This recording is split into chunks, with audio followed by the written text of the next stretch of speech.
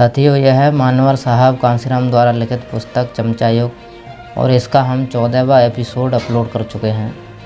यह 15वां एपिसोड है साथियों।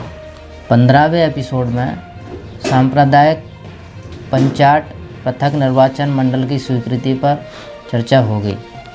डॉक्टर अंबेडकर ने अछूतों के मामले की इतनी ज़ोरदार वकालत की कि गोलमेज सम्मेलन में अछूतों का मसला ही छाया रहा। उन्होंने मांग की कि अछूतों को अपना बचाव करने के साधन दिए जाएं और इसके लिए उनके संदर्भ में सांप्रदायिक प्रतिनिधित्व का सिद्धांत लागू किया जाए। उनकी मांग थी कि उन्हें अन्य अल्पसंख्यकों जैसे ही अधिकार दिए जाएं। उन्होंने यह तर्क रखा कि सत्ता क्योंकि ऊंची जातियों के हिंदुओं के हाथों में दी जा रही है, तो अछूतों को मुसलमानों और अन्य अल्पसंख्यकों से बेहतर नहीं तो कम से कम उनके जैसा ही राजनीतिक संरक्षण दिया जाना चाहिए। गांधी जी और कांग्रेस को छोड़ शेष सभी ने उनकी इस दलील का समर्थन किया।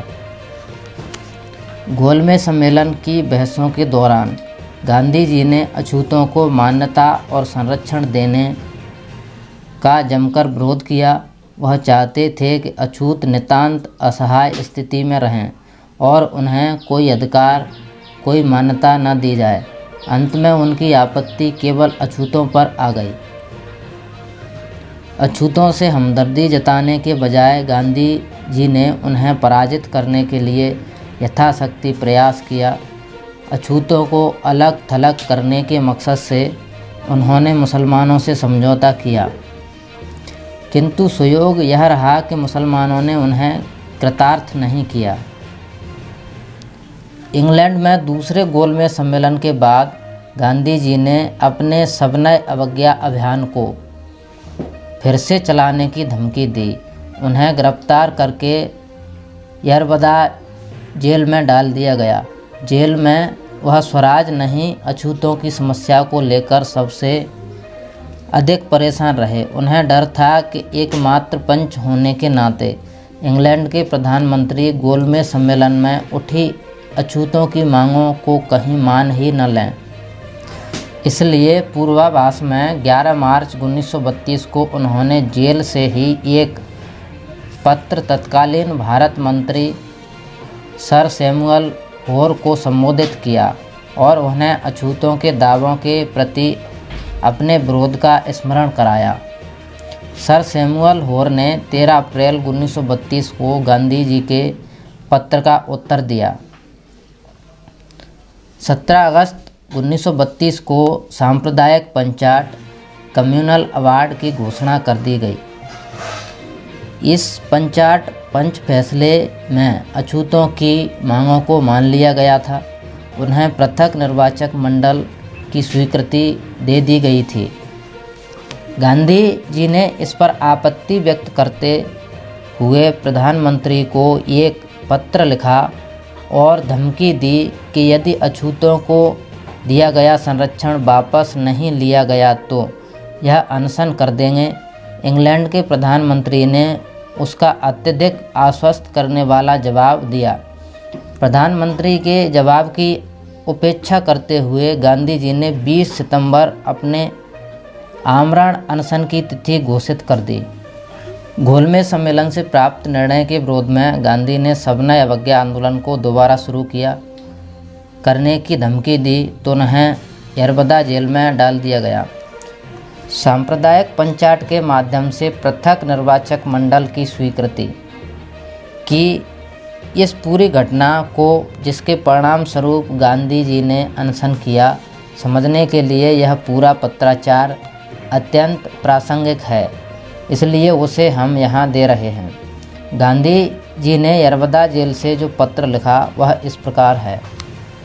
प्रिय सर सैमुअल, आपको शायद याद होगा कि गोलमेज सम्मेलन में जब अल्पसंख्यकों का दावा प्रस्तुत किया गया था तो मैंने अपने भाषण के अंत में कहा था कि मैं दलित वर्गों को पृथक निर्वाचक मंडल स्वीकृत किए जाने का जी जान से विरोध करूंगा।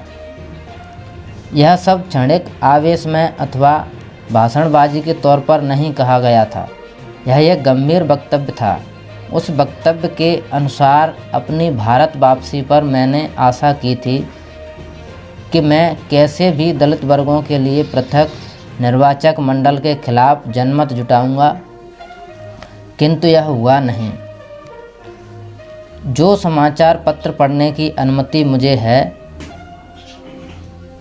उससे मुझे लगता है कि अंग्रेजी हुकूमत किसी भी क्षण अपने निर्णय की घोषणा कर सकती है।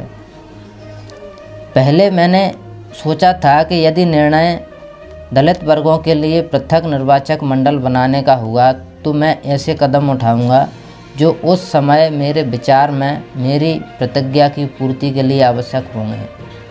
किंतु मैं सोचता हूं कि यदि मैंने पूर्व सूचना दिए बिना ही कार्यवाही की तो अंग्रेजी हुकूमत के पक्ष में यह उचित नहीं होगा। स्वाभाविक है, मैं अपने वक्तव्य को जो महत्व देता हूँ वे नहीं दे सकते। मेरे लिए यह बिल्कुल भी ज़रूरी नहीं है कि मैं उन सभी आपत्तियों को दोहराऊं जो मुझे दलित वर्गों के लिए पृथक निर्वाचक मंडल बनाने को लेकर है। मुझे ऐसा लगता है जैसे मैं उन्हीं में से एक हूँ। उनका मामला दूसरों से बिल्कुल अलग धरातल पर है। मैं विधायिकाओं में उनके प्रतिनिधित्व का विरोधी नहीं हूँ। मैं उनके प्रत्येक वयस्क को, पुरुष और महिला को शिक्षा अथवा संपत्ति संबंधी योग्यता का विचार न करते हुए मतदाताओं के रूप में पंजीकृत किए जाने का पक्ष लूँगा। भले ही दूसरों के लिए मताधिकार का परीक्षण अधिक कड़ा हो, किंतु मेरा मानना है कि पृथक निर्वाचक मंडल उनके लिए और हिंदू धर्म के लिए हानिकारक है। विशुद्ध राजनीतिक दृष्टि से यह कुछ भी हो, पृथक निर्वाचक मंडल से उन्हें क्या हानि होगी, यह समझने के लिए हमें यह जानना होगा कि तथाकथित सवर्ण हिंदुओं में उनका प्रसार कैसा है और वे सवर्ण हिंदुओं पर कितने आश्रित हैं। जहाँ तक हिंदू धर्म का सवाल है तो पृथक निर्वाचक मंडल उसे बस छिन्न भिन्न करके रख देंगे। इसी के साथ साथियों, मैं आपसे अपील करता हूँ कि आप हमारे चैनल पर नए हैं तो हमारे चैनल को सब्सक्राइब करें, लाइक करें, कमेंट करें और सभी दोस्तों में शेयर करें। साथियों चैनल को सब्सक्राइब करने के बाद में ऑल नोटिफिकेशन दबाना ना भूलें ताकि आपको हमारे सभी वीडियोज़ की नोटिफिकेशन मिल सके। धन्यवाद साथियों।